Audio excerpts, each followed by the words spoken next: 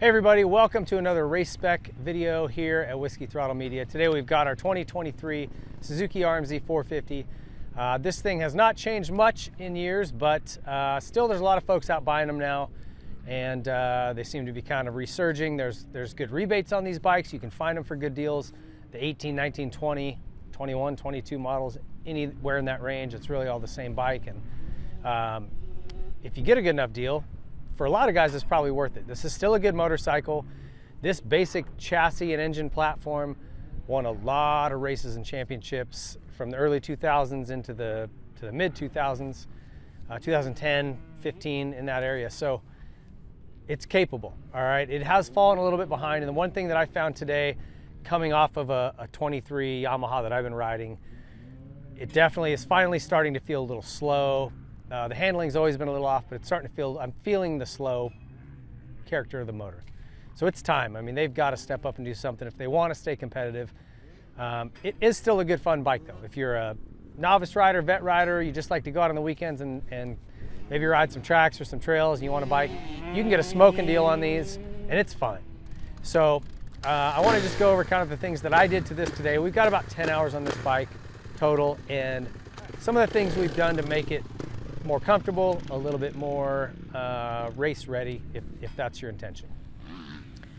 Starting with the couplers, let's start there. I would go to the aggressive coupler if you are not a beginner rider. I think that it's what they call aggressive is just sort of cleaning that mapping up, where the standard one is just a little slower to build. It's okay if you're a beginner level rider or you like it real mellow, maybe you're trail riding, maybe the stock one is better. Anyone riding tracks who's high-speed novice or better, just go to the aggressive map. You'll appreciate it, which is just the couplers that they come with. The white one, I believe, is the aggressive one. And then throw the soft one in the garbage, and you can just bounce between the stock one and that aggressive one, and that covers everything. Gearing is great on this bike. No need to touch it. I don't like the stock grips. Some people like hard grips. I would say change the grips out. That's an easy, affordable thing to do that'll make the bike feel a lot better.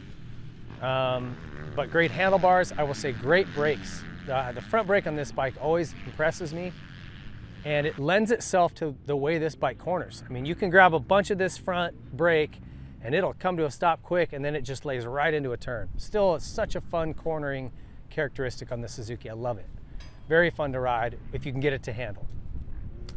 And the handling is where we get into the weeds on this bike, and I've said this before, we've done these, and I said, man, this isn't a great setup, but it's the best I could do.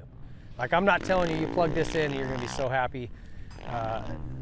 You know, you're gonna be writing me letters and thanking me, but this is as good as I could make it, and I think it's a good starting point. So starting with the shock, they're saying 105 to 110. For me, I'm 172, 173 pounds. I couldn't get the right. We got to about 108 sag, which is what I wanted, but the spring is loose. So like the free sag, the static sag is way off.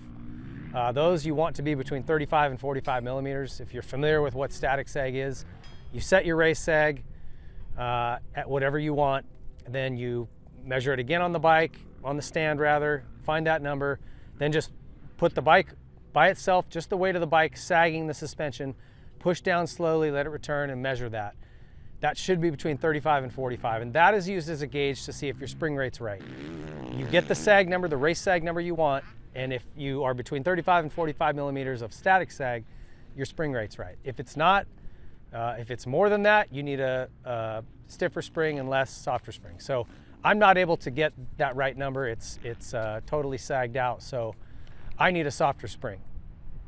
So this is probably sprung for 185 to 200 is my guess, just based on the numbers I'm seeing. So it's very hard for me to even get to the sag I want.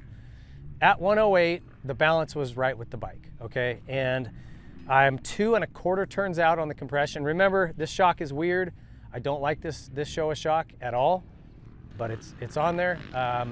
They have compression and then a T, which they call it tension rather than rebound, okay? And there is no low speed, it's just a high speed and a rebound adjuster. Again, I hate this shock. And they don't click, they just turn. It's just turns you're counting. So my compression is 2 1/4 turns out, so all the way in, out 2 1/4, and rebound or tension is 1 turn out at 108 on the shock. Again, if the sag number, if you like your bike a little taller in the rear, maybe you're a taller guy and you can get weight further back, you might want more like 103, 105. Because I'm shorter, I like a little more sag in the rear. Typically, I'm on the high end of sag numbers, so I like 108.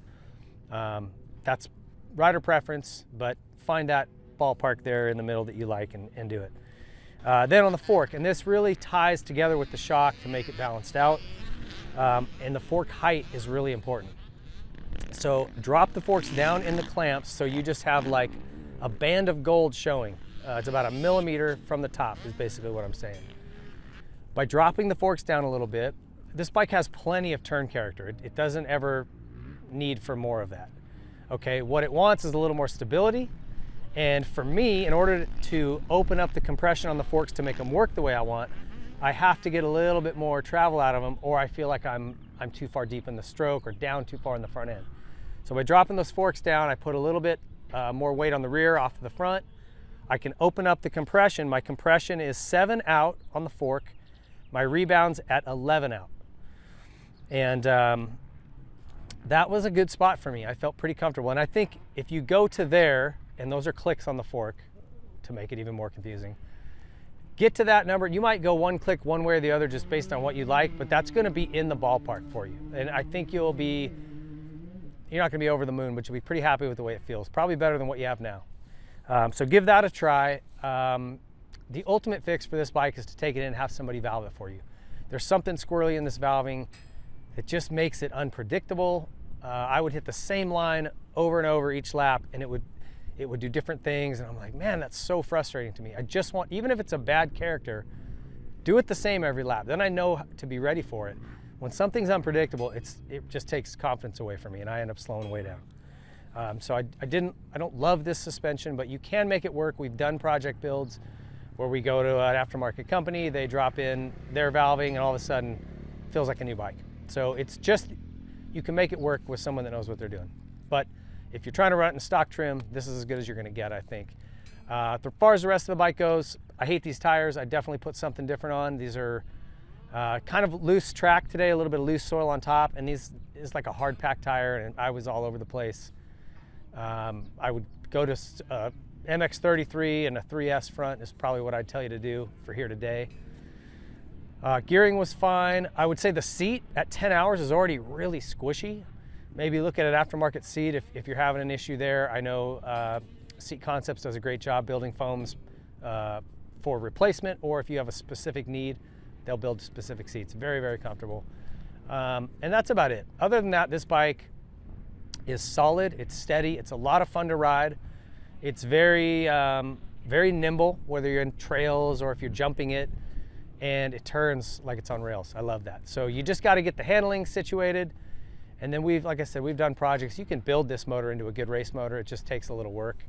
And we'll do a project with this thing down the road and kind of show you some ideas and things we think are a good move. But this will get you going if you're trying to run it stock. Try those settings. We think you'll like it. So because it's a Suzuki, I want to say thank you to me for not ever giving up. I'm so proud of myself, and I just want to thank myself. And so thank you all for watching. Have a nice day. See you next time.